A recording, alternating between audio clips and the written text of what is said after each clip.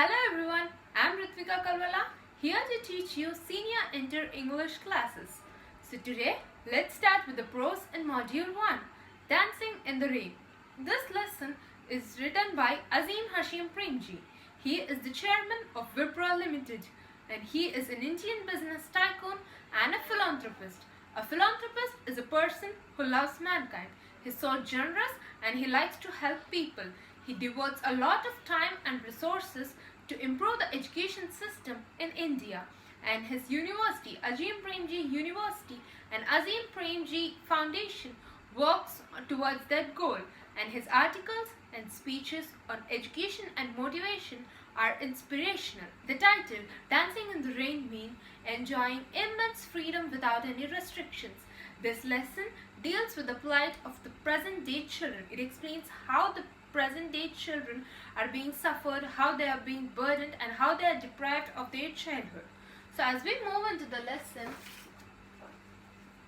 one often hears the high prevalence of child labor in our country. Of the many reports I have heard, perhaps the most disturbing was a report on the condition of children employed by zeri factories in Delhi, Mumbai and other parts of India. It grieves me to imagine children exposed to such inhumanity. So the lesson starts with the report on child labor. So this report highlights the condition of children employed by zeri factories in different parts of India. So the children are exposed to inhumanity and they are deprived of their childhood. They are being burdened. Robbing children of their childhood is a criminal act and a society must weed this malice out from the root. But where does the root lie? Childhood is the best part of our life, and once it goes, we cannot get it back. So one should enjoy their childhood without any restrictions. A child must have the freedom to enjoy their childhood. But nowadays, it is being restricted by many of the reasons, and this must be eliminated. Before you attempt an answer, let me give you an anecdote from the other end of the social spectrum. When we see from one end, we find children working as laborers in factories. But now let's see from the other end. A colleague in Wipro has a child studying in Standard 9 of a reputed school in Bangalore. This child wakes up at 5 a.m. and studies for an hour before going to school. She returns from school at 4 p.m. and rushes for her IIT entrance exam coaching class. At 6 p.m., she has tuitions for 2 hours. Post dinner, she spends an hour or more on homework. I asked her when she gets time to play. She replied that she does not play. She gets half hour of free time each day, which she spends watching her favorite serial on television. She also added that board exams and entrance exams are very important and that you only get one chance. So now Premji tells his own experience about his colleague's daughter. So when he went to their home and he asked his daughter that what does she do all day, so she replies that she goes on studying. She's completely focused on studies, but she have no time to play. She doesn't even play. When she wakes up at 5 a.m. she reads for an hour again, then she goes to school and comes home at 4 p.m. and again she goes to IIT coaching classes for 2 hours, and after returning home she has tuition classes for more 2 hours. Then after her dinner, then she completes her homework, but she have no time to play. She has only a half an hour of free time which she utilizes to watch her favorite serial on television. So she also says that entrance exams and board exams are also important because we only get one chance to write them. So she only concentrates on studies instead of wasting her time by playing or doing something else. Is the condition of this child different from the child in the zeri factory? So yes, they both are almost similar. One is suffered by working in factories and the other is suffered at educational institutions. When I look at children, I wonder whether they have time to play with friends, to meet interesting people, to explore the world and to follow their curiosity. So nowadays children are as there is much emphasis on study, no child have time to play. They are completely concentrated on studies. They have no time to play. They have no time to meet friends and make friends, and they have no time to explore the world. They are completely concentrated on studies. When the first monsoon showers begin, I would think that the streets would be full of children rushing headlong into the rain, dancing and playing. However, I think today the rain falls on empty streets. So in olden days, whenever it rains, all the children in the street come into the street and they play, they dance, they enjoy in the rain. But nowadays, no one is found in the rain. No one is found in the streets when it rains. This, my friends, is the new Indian reality in our villages, in our slums, and in our metropolitan high-rises. Whatever the reasons, poverty, societal aspiration, apathetic individuals and organizations, or just the burden of circumstances, the reality is that our children are straitjacketed. So nowadays, no matter where the child is, he may be living in a village or in a slum area or in a metropolitan city, he is being burdened, he is being deprived of their childhood in one or the other way.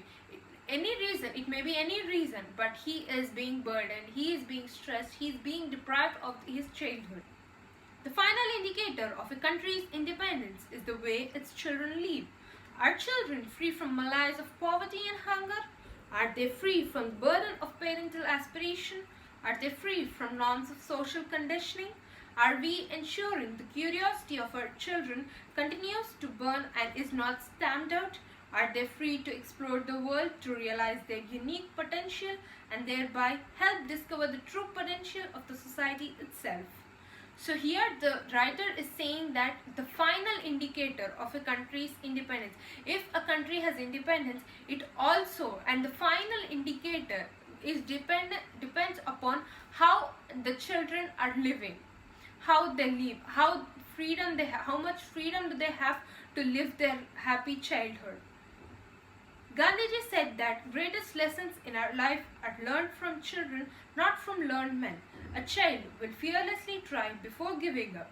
As adults, fearing failure, we even give up even before we try. A child is inherently curious about the world, about relationships, about wanting to understand how things work. As adults, our blinkered and conditioned self prevents us from truly exploring without prejudice. For a child, what she does is meaningful in its own right. As an adult, we usually link every action to an external reward of money or recognition. So here the writer also points out about the words said by Gandhiji, that the greatest lessons of life are learned from children but not from learned men.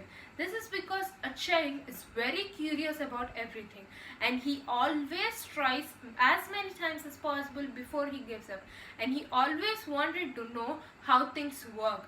He is very curious about everything. Whereas learned men, as adults, we fear of failure.